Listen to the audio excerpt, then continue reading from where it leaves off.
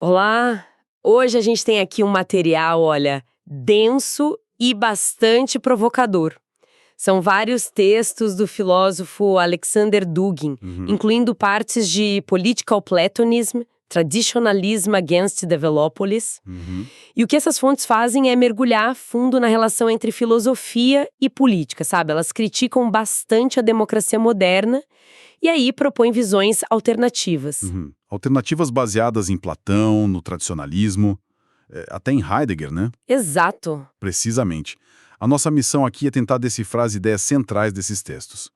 Dugin basicamente defende que política e filosofia são inseparáveis e que a modernidade seria um desvio, né? Um desvio de princípios mais profundos.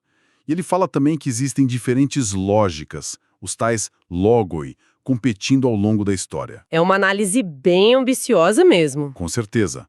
Tenta ligar os sábios gregos com as crises de hoje em dia. Uma verdadeira jornada intelectual, então. O nosso objetivo aqui é extrair os pontos mais importantes dessa visão de mundo e apresentar de um jeito claro, né? Mesmo que o conteúdo seja complexo e, vamos ser sinceras, às vezes bem controverso. E é fundamental dizer, né? A gente vai fazer uma exploração imparcial.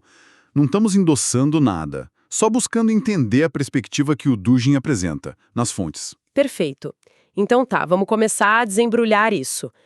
Qual seria o ponto de partida essencial? Olha, a primeira afirmação que salta aos olhos é essa. Para Dugin não existe política sem filosofia. Isso soa um pouco radical, não acha? Sim, parece contraintuitivo. É quase como dizer que para governar, sei lá, você precisa de um PhD em metafísica. Ele usa até uma analogia mais atual. Diz que política sem filosofia é como usar um software sem saber programar. Ah, boa analogia. Você clica nos botões, usa as funções, mas não entende a lógica por trás, né? Não consegue criar nada novo, nem modificar o essencial. E ele vai buscar a raiz disso lá na Grécia Antiga. Cita figuras como Solon, por exemplo. Que eram legisladores e pensadores, certo? Exatamente, eram as duas coisas. A ideia central dele é: a filosofia vem primeiro. A política é uma aplicação dela. E mais, mesmo uma filosofia que nem fale abertamente sobre política, para ele já tem implicações políticas implícitas. Então, na visão dele, um político que não saca de filosofia seria só um usuário do sistema. Isso, perfeito. Não seria um programador, alguém que entende os fundamentos e pode de fato moldar a realidade política. E, para aprofundar isso, ele recorre a Carl Schmitt, com aquela ideia do político. Certo, o Schmitt que diferencia a política do dia a dia, da prática, e o político com P maiúsculo, né? Das politici. Como Dugin interpreta isso? Então, para Dugin, o político é justamente essa. Essa zona de fronteira, sabe? Essa conexão profunda entre a filosofia e o poder. É ali onde as ideias filosóficas que ele chama de preconceitos, ou Vorgriffe em alemão, estão tipo assim, germinando. Germinando? Como assim? Estão prestes a virar conceitos políticos concretos, como separação de poderes, a natureza do Estado, esse tipo de coisa. É o nível mais fundamental da política, segundo ele. E ele vai até mais longe. Ele postula uma homologia. Homologia? É tipo um espelhamento. A história da política e a história da filosofia seguiriam o mesmo padrão. Uma mudança profunda na filosofia levaria necessariamente a uma mudança na política. A política não teria autonomia, entende? Essa ideia de homologia, de espelhamento, é bem intrigante.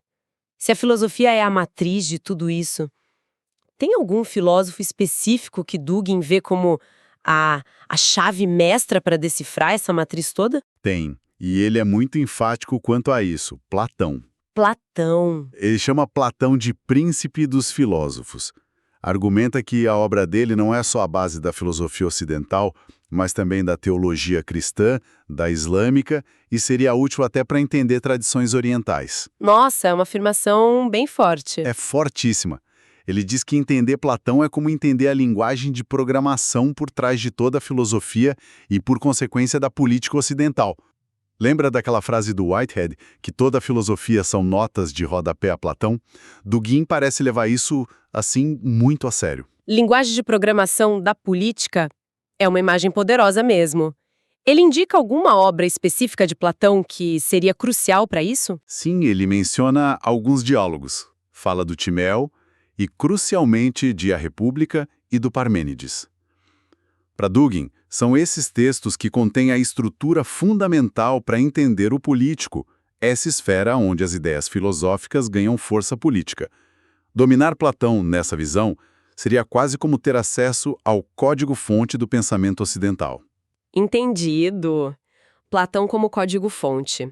Agora, pensando nessa perspectiva platônica, que valoriza tanto a ordem, o uno, como ela analisa a democracia, que hoje em dia, parece quase um consenso global.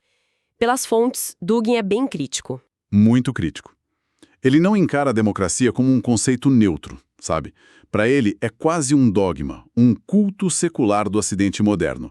Ele chega a dizer uma coisa interessante, que se opõe à democracia justamente porque o Ocidente a promove. Seria uma forma de manter distância crítica para poder analisar o fenômeno. Curioso esse posicionamento. E ele vai na etimologia também. Argumenta que demos, de democracia, viria de uma raiz que significa dividir. Dividir. Sim, se referindo a uma população fragmentada de um território. Seria diferente do conceito de povo como unidade cultural, histórica, que ele associa mais ao termo russo narod. Interessante essa leitura pela chave da divisão. E ele busca apoio em outros gregos para essa crítica. Busca sim, especialmente em Aristóteles.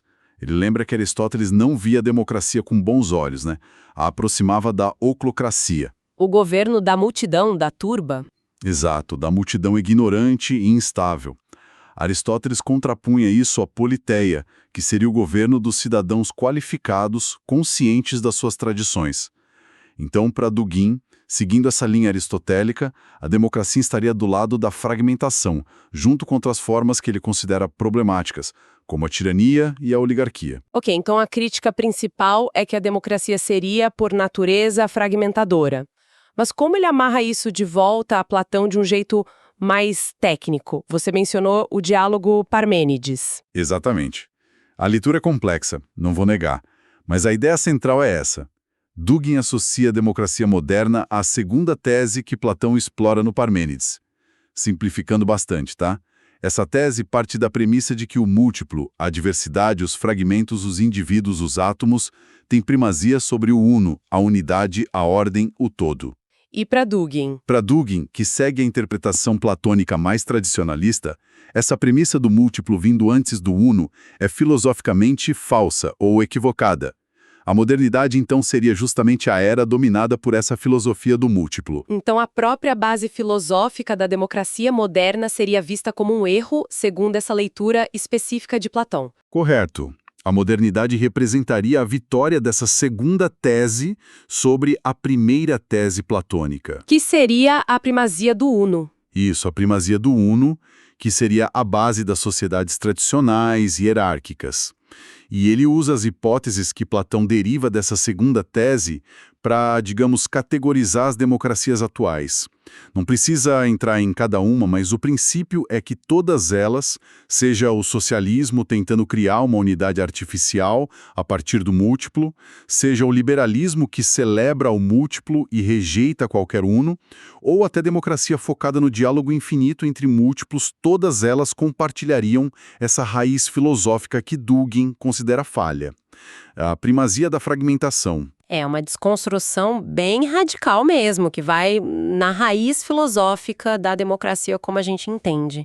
Se essa é a crítica, qual seria a alternativa que Dugin propõe? Ele fala em platonismo político, né? Exato. O platonismo político seria a escolha consciente, deliberada, pela primeira tese de Platão.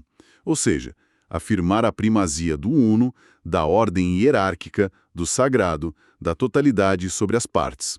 Ele chega a esboçar a Platonópolis, a cidade ideal platônica baseada nas primeiras 4 hipóteses do Parmênides. E como seria essa cidade? Seria uma estrutura com um topo transcendente, aberto ao sagrado, o rei filósofo.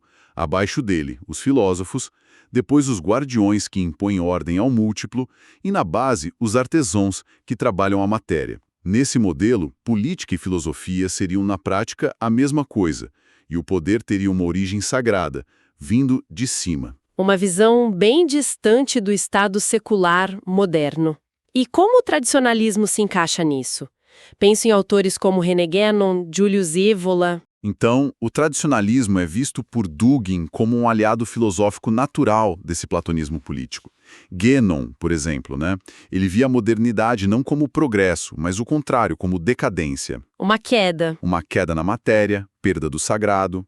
O oposto da sociedade tradicional, que para ele era hierárquica, espiritual. Já o Evola pregava uma revolta contra o mundo moderno, uma ação mesmo, para restaurar princípios tradicionais. Dugin basicamente conecta esse pensamento tradicionalista ao platonismo. Ele vê o tradicionalismo como uma linguagem filosófica capaz de unir diferentes culturas e religiões que ainda guardam algo dessa visão platônica do mundo, sabe? Para lutar contra o que ele percebe como essa maré da modernidade secular e materialista. Entende a conexão. O platonismo e o tradicionalismo seriam as bases para uma alternativa. Mas Dugin parece ir ainda mais fundo no diagnóstico da crise atual, com outra estrutura bem complexa, os 3 logoi, Apolo, Dionísio e... Cibele. O que seria isso? Esse é um conceito bem central e bastante original dele, a nomaquia. Nomaquia. Guerra das mentes? Exatamente, guerra dos intelectos. É como se a história não fosse só um conflito de impérios ou de classes, mas uma batalha entre diferentes sistemas operacionais da realidade, entende? Diferentes formas fundamentais de racionalidade que ele chama de logoi. Ele identifica 3 principais. O logos de Apolo, que seria a razão clássica, solar, vertical, que busca ordem, clareza e hierarquia, tende a ser exclusiva. Ok, Apolo. O logos de Dionísio, uma razão alternativa, noturna, mais ligada ao caos, ao êxtase, à imanência, tende a ser inclusiva, meio paradoxo. Dionísio. E o terceiro? E o logos de Cibele, que seria a razão da pura matéria, subterrânea, ele usa o termo ctônico, associada à figura da grande mãe, meio titânica. Dugin descreve esse logos como um logos negro. Uma guerra de sistemas operacionais mentais. E qual deles estaria no comando hoje, segundo a análise de Dugin? Olha, aqui vem a parte talvez mais surpreendente e, digamos, sombria do diagnóstico dele. Dugin argumenta que a modernidade, e principalmente a pós-modernidade, não é o reino de Apolo da razão clássica e nem mesmo de Dionísio do caos libertador, como alguns pensam. Seria o triunfo total, absoluto, do logos de Cibele. Cibele. A grande mãe, a matéria. Exatamente, a matéria pura, os titãs. Para ele, isso significa que o Ocidente moderno não é uma evolução da sua própria tradição greco-romana, que teria Apolo e Dionísio, mas sim uma espécie de anti-Europa. Anti-Europa. Sim, dominada por uma lógica que seria fundamentalmente materialista e oposta à sua própria raiz. O domínio da matéria pura. Isso nos leva àquele conceito de Devolópolis. Como ele se encaixa aí? Ele usa uma metáfora do Guénon, a do ovo cósmico. A modernidade teria, digamos, fechado a parte de cima do ovo, perdendo a conexão com o transcendente. A pós-modernidade seria um momento em que esse ovo se rompe, mas por baixo, liberando forças que ele chama de infernais, demoníacas, no sentido original de divisor. Que visão! A pós-modernidade seria a grande paródia, a inversão de tudo. Quase como a era do anticristo, na linguagem dele. Devolúpolis, a cidade do diabo, do diabolos. O divisor é essa anticidade, onde tudo conspira para a fragmentação. É caracterizada pela simulação, pela paródia do sagrado. E ele aponta ao dinheiro, a quantificação de tudo, como principal mecanismo que integra e ao mesmo tempo dissolve tudo nessa lógica puramente material e divisora. É uma visão bem apocalíptica da nossa era, né? Além de Platão e dos tradicionalistas, Dugin também vai buscar ferramentas em Heidegger para entender e talvez superar essa situação. Como Heidegger entra nessa história? Tem a ver com o conceito de Volk. Tem sim. Dugin faz uma leitura sociológica de Heidegger, especialmente do livro Ser e Tempo. Ele pega o conceito central de Dasein, o ser aí, o modo fundamental da existência humana, né? E para Dugin, o Dasein não é só individual, seria também a raiz do social. A sociedade, assim como o indivíduo, estaria fundada nesse nível existencial que é pré-pessoal. Ele usa o termo alemão Volk, povo, que ele muitas vezes equipara ao russo, Narod, para se referir ao Dasein, quando ele se manifesta coletivamente, como um sujeito social. Certo. Então o Volk seria a sociedade vista a partir dessa raiz existencial do Dasein. E como ele descreve a estrutura interna desse Volk, usando os termos do Heidegger? É uma aplicação bem direta, na verdade. Ele pega os existenciais, que são as características fundamentais do Dasein Heidegger, e aplica ao Volk. Por exemplo, a Sorge, a preocupação, o cuidado, aquela intencionalidade fundamental do Dasein não seria só algo psicológico individual. Seria a força motriz por trás da corporeidade do Volk, a economia, a produção, o modo de vida, tudo isso seria expressão da Sorge coletiva. Entendi. E a cultura, a filosofia? Também. A alma e o espírito do Volk, a cultura, a filosofia, a religião, seriam outras manifestações dessa mesma Sorge coletiva. O Volk, como um todo, é Dasein, mas aí ele introduz uma distinção que é crucial dentro desse Volk. Existe o Volk do dia a dia, imerso na Sorge cotidiana, muitas vezes fugindo da morte, o que Heidegger chama de Furcht, o medo comum, o temor, e existem de Einzelne, os únicos, os singulares. São indivíduos dentro do Volk que conseguem atingir uma existência autêntica. Autêntica em que sentido? No sentido heideggeriano. São aqueles que confrontam radicalmente a questão do ser e da finitude, que experimentam a Angst, a angústia existencial. Esses singulares, para Dugin, se tornariam os verdadeiros líderes, as figuras grandes que expressam o potencial mais autêntico do Dasein coletivo. Compreendi. Existe o povo imerso no cotidiano e esses singulares que alcançam a autenticidade e poderiam liderar. Como essa visão, baseada em Heidegger, serve de crítica às teorias políticas modernas? O argumento dele é o seguinte: assim como a filosofia moderna esqueceu a questão do ser, o famoso Seinsvergessenheit, de Heidegger, as grandes teorias políticas modernas também teriam esquecido o fundamento existencial da sociedade. Esquecido o Volk como Dasein. Exatamente. O liberalismo, o comunismo e o fascismo, que para Dugin são as três primeiras teorias políticas, teriam esquecido essa base. Os sujeitos dessas teorias, o indivíduo burguês no liberalismo, a classe proletária no comunismo ou o Estado-nação-raça no fascismo, seriam, nessa perspectiva de Dugin, construções meio superficiais, que acabam escondendo a realidade existencial mais profunda. Elas não partiriam do Dasein em si. E se essas teorias são vistas como superficiais, qual seria a alternativa política que surge dessa leitura de Heidegger? Tem ligação com a quarta teoria política do Dugin? Exatamente. A alternativa seria buscar uma sociedade autêntica, ou o que ele às vezes chama de império existencial. Não seria uma sociedade baseada em ideologias prontas, liberal, comunista, fascista, mas sim numa decisão, Entscheidung em alemão, uma decisão fundamental do Volk, enquanto Dasein, em direção à sua própria existência autêntica. E essa decisão seria articulada e liderada por aqueles singulares, os Die Einzelne. Seria uma política fundada diretamente na estrutura existencial do povo, na sua relação com o ser, com o tempo e não em modelos abstratos importados. Ufa, que percurso, hein? Começamos com a ideia de que política é filosofia aplicada, aí vimos Platão como essa chave mestra, passamos pela crítica radical à democracia como fragmentação, exploramos o platonismo político e o tradicionalismo como alternativas. Mergulhamos naquele diagnóstico sombrio da nomaquia, do domínio de Cíbele. Exato. E terminamos com essa proposta de uma sociedade baseada na existência autêntica, vinda de Heidegger. É, sem dúvida nenhuma, um sistema de pensamento muito abrangente e, assim, bem desafiador o que Dugin apresenta nessas fontes que a gente analisou. Com certeza. O fio condutor que parece unir tudo isso é a crença na existência de estruturas filosóficas muito profundas, muitas vezes ocultas, que acabam determinando nossos sistemas políticos, sociais e até o próprio curso da história.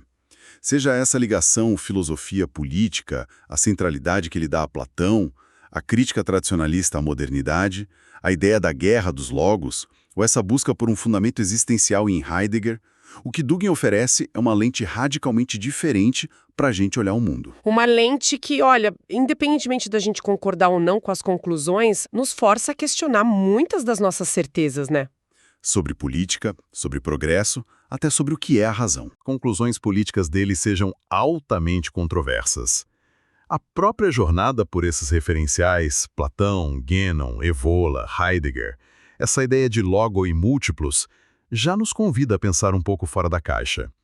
E talvez fique uma reflexão para quem nos ouve. Se a gente levasse a sério, nem que seja como um exercício de pensamento, essa ideia do Dugin de que a sociedade atual está sob o domínio de um logos da matéria, da síbele, o que significaria na prática tentar uma reconexão ou uma abertura para um logos diferente, o apolíneo, o dionisíaco? Como seria essa guerra de mentes, essa numaquia, se manifestando nas nossas vidas, ou talvez nos conflitos globais que a gente vê? É algo para se pensar, né?